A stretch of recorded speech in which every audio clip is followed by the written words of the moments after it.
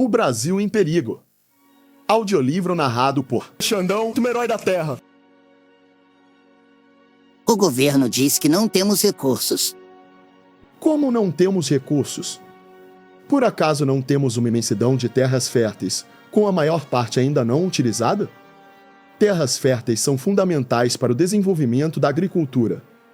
Terras férteis são fundamentais para a criação de rebanhos.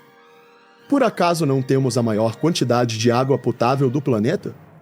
Água potável é água para beber, é o que mais falta no mundo. Guerras estão sendo previstas no mundo por causa de água potável. Por acaso não é o nosso subsolo um dos mais bem dotados da Terra em riquezas minerais, ferro, ouro, alumínio, manganês, quartzo, etc. Mas para que servem essas coisas? Todos os meios de transporte, carros, trens, aviões, etc., são feitos utilizando ferro, alumínio, manganês e outros metais. Sem os metais, os edifícios modernos não existiriam, e nem mesmo a grande maioria dos utensílios usados atualmente poderia ser fabricada.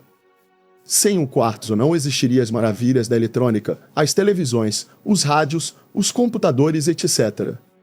Nota: o Brasil detém a maior reserva de quartzo de primeira qualidade do mundo. Ele é exportado a um preço inferior a $5 o quilograma. E nós importamos componentes eletrônicos, chips de computadores, feitos com o nosso quartzo, a um preço de $3.000 o quilograma. Isso é entrega criminosa do patrimônio nacional. E o nióbio, Dr. Enéas? Nunca ouvi falar em nióbio. E o nióbio? O nióbio é o metal do próximo século, que permite construir aviões supersônicos, trens sem trilhos, etc. O nióbio é fundamental para a indústria pesada. E o nosso Brasil é o maior produtor de nióbio do mundo, com mais de 95% da produção mundial. Nota: só a mina de Araxá, em Minas Gerais, tem 8 milhões de toneladas de metal contido. Ao preço médio de $60.000 a tonelada do metal, no mercado internacional, isso representa um patrimônio de 480 bilhões, cerca de $500 bilhão. E o nosso nióbio é vendido a preço de banana. Isso é entrega criminosa do patrimônio nacional. Por acaso não temos as maiores florestas do planeta? Por acaso não temos um dos maiores rebanhos do planeta? Etc, etc, etc, etc. Enfim, seria muito difícil viver hoje sem esses recursos essenciais, esses sim, recursos verdadeiros, bases da riqueza real e não a falsa riqueza, a riqueza do papel pintado. E então, como é que o senhor diz que não temos recursos?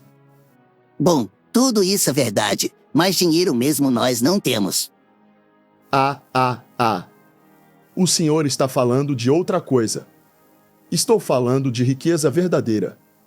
Sim, mas sem dinheiro eu não compro nada. Vamos por partes. O dinheiro é um símbolo, que nada mais é do que a representação dessa riqueza. Por isso é que só o Estado pode fabricar dinheiro. Então, está havendo uma confusão. Como é que, com todos esses recursos, com toda essa riqueza verdadeira, nós não temos dinheiro? É porque o Estado brasileiro, como tantos outros, Argentina, México, Chile, etc., submetendo-se às regras do Fundo Monetário Internacional, FMI, aceitou que nossa moeda fosse atrelada ao dólar. Mas o dólar não é uma moeda forte. É forte apenas porque os Estados Unidos têm o maior poder militar do mundo e emitem, a seu bel prazer, sem nenhuma regra, tantos dólares sem nenhuma regra, tantos dólares quantos forem necessários para se apoderarem das riquezas dos outros países. Os Estados Unidos emitem dólares em quantidade muito superior à riqueza real daquele país. Os dólares são puro papel pintado, e é com esses dólares que eles compram as riquezas do mundo. Mas antes o cruzeiro não era atrelado ao dólar? Que é isso? Sempre foi cruzeiro, cruzeiro novo, cruzado, cruzado novo, o RV, real, o sistema de referência é sempre o dólar, que é a moeda mundial. Não podemos negociar com nenhum outro país a não ser com o dólar. Mas o real agora é tão forte quanto o dólar. Que é isso, cidadão? Não existe mais moeda nacional. O que existe, atualmente, no Brasil é o dólar batizado de real. Exatamente como fizeram na Argentina batizando o dólar de austral. Afinal de contas, falando de dinheiro vivo, quanto é que o governo arrecada por ano? Falemos só da arrecadação federal. Em 1994 foram arrecadados 60 bilhões de dólares. Em 1995 foram 85 bilhões. Em 1996 foram 96 bilhões. Em 1997 serão, no mínimo, 120 bilhões. Nesse período, a arrecadação do governo federal aumentou 50%, acima da inflação, receita obtida apenas com impostos federais. Então, se não há dinheiro, é porque o governo gasta mais do que arrecada, gerando um déficit público. Isso é o que todo mundo diz, mas trata-se de uma vergonhosa distorção da verdade. O governo gasta, realmente, mais do que arrecada, mas não é com as despesas públicas. Não é para manter o funcionamento da máquina estatal. Não é com o pagamento de funcionários públicos. Não é para manter as forças armadas. Não é com a manutenção de hospitais e escolas. Serviço da dívida interna? O que é isso? Essa história é um pouco complicada. Já há pouco mais de uma década vem crescendo assombrosamente uma dívida do Tesouro Nacional, chamada dívida interna, que consiste em dinheiro que o governo apanha de investidores nacionais para pagar suas contas, relacionadas com o funcionamento da máquina estatal. Como garantia desse dinheiro, tomado emprestado, o governo emite papéis, chamados títulos, e para atrair investidores, oferece taxas de juros exorbitantes. Veja só, em 1995 foram pagos 23 bilhões de dólares com juros da dívida interna.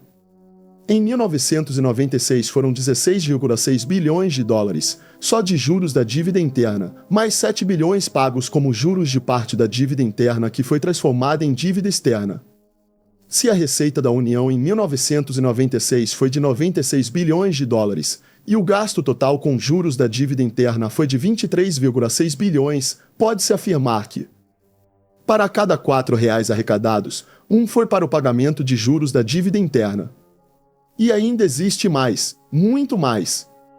O governo toma emprestados, através do Banco Central, no exterior, dólares para manter, artificialmente, suas reservas, que rendem para o Brasil cerca de 5% ao ano. Mas paga aos credores juros de 15% ao ano. Essa diferença absurda de juros, em torno de 10%, sobre 60 bilhões de dólares, vai representar uma perda de 6 bilhões de dólares. E, pior ainda, existe uma dívida em moeda estrangeira, que não é registrada, que não é mencionada, que não é calculada pelo governo, dinheiro para especulação pura. Sob o título de portfólio, para aplicação em papéis, em 1996 entraram 100 bilhões e saíram 65 bilhões. O saldo foi de 35 bilhões, mas quantos capitalistas ganharam, de fato? Foram os ganhos sobre 100 bilhões e os ganhos sobre os ganhos, tudo em reais, como as nossas taxas internas, que foram, em 1996, de cerca de 20% ao ano. Foram bilhões de dólares registrados em lugar nenhum. Agora veja. A verba federal destinada à saúde, em todo o Brasil, em 1996, foi de 14 bilhões de reais para o ano inteiro, enquanto só de juros, dívida interna e externa, foram pagos no mínimo, cerca de 30 bilhões de reais. Pagamos de juros, em um ano, o dobro de tudo aquilo que se gasta com todo o Sistema Unificado de Saúde, SUS, no mesmo período. Assim não dá para aguentar. E a corrupção? O senhor não falou nela. Ela é criminosa, dolosa, existe em todos os níveis, mas não há o problema principal.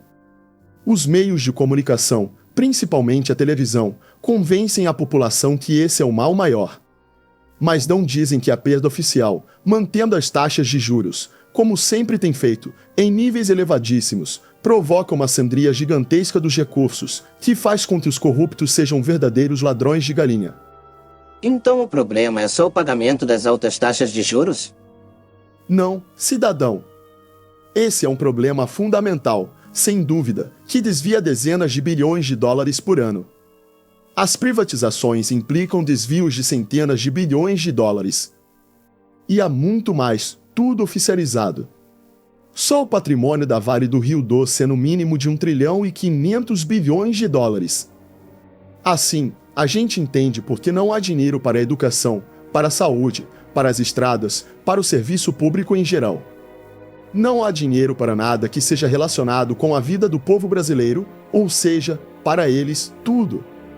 Para o povo brasileiro, nada. Então, não há saída. Claro que há. O essencial é voltar à realidade. É ter coragem para enfrentar a armadilha que nos foi imposta pelos donos do mundo, que comandam o sistema financeiro internacional. Só há uma saída: é a ruptura com o sistema financeiro internacional.